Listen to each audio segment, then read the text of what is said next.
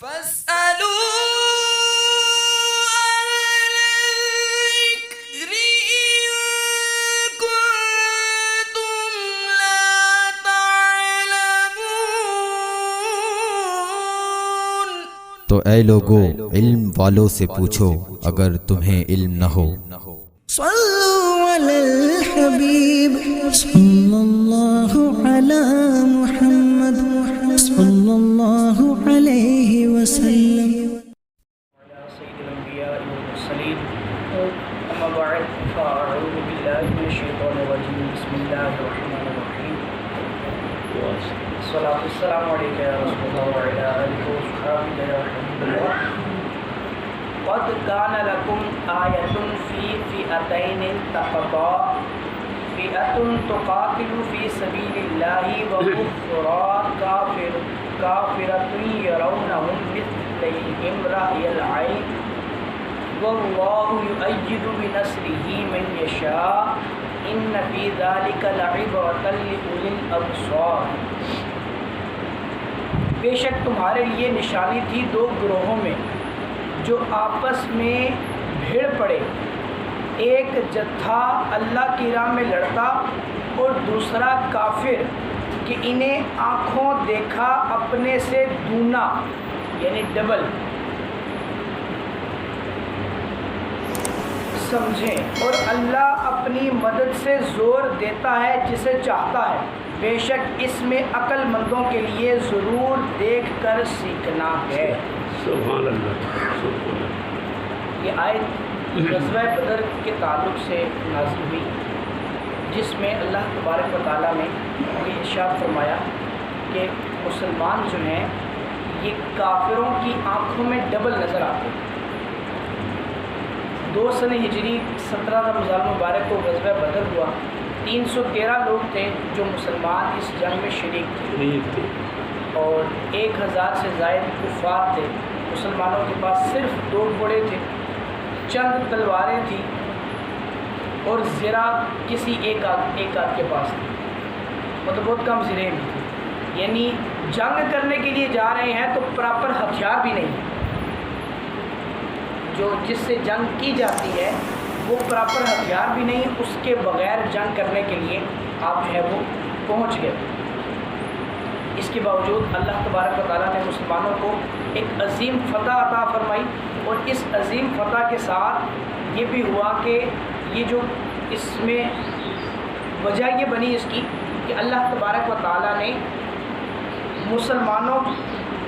پر مدد شامل حال فرمائی۔ کیسے مدد ہوئی؟ ایسے مدد ہوئی کہ ایک تو فرشتے بھیج کر آپ مسلمانوں کی مدد کی گئی، دوسرا یہ ہے کہ کفار کی نظروں میں مسلمان زیادہ نظر آئے۔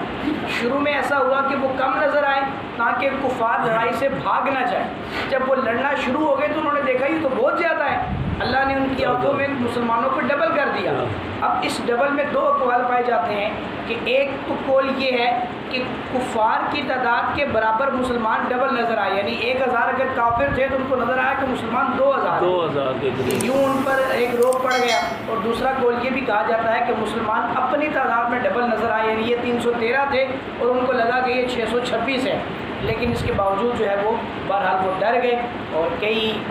کافر جو ہے وہ قتل ہوئے، کئی قید ہوئے، اور پھر جو ہے وہ یہ جنگ اللہ تبارک و تعالیٰ نے مسلمانوں کو ایک عظیم فتح کے ساتھ عطا فرمائی۔ زُيِّنَ لِلنَّاسِ حُبُّ الشَّهَوَاتِ مِنَ النِّسَاءِ وَالْبَنِينَ وَالْقَنَاطِيرِ الْمُقَنطَرَةِ مِنَ الذَّهَبِ وَالْفِضَّةِ وَالْخَيْلِ الْمُسَوَّمَةِ وَالْأَنْعَامِ وَالْحَرْثِ ذَلِكَ مَتَاعُ الْحَيَاةِ الدُّنْيَا وَاللَّهُ عِندَهُ حُسْنُ الْمَآبِ۔ لوگوں کے لیے آراستہ کی گئی ان خواہشوں کی محبت، عورتیں اور بیٹے اور اوپر تلے سونے چاندی کے ڈھیر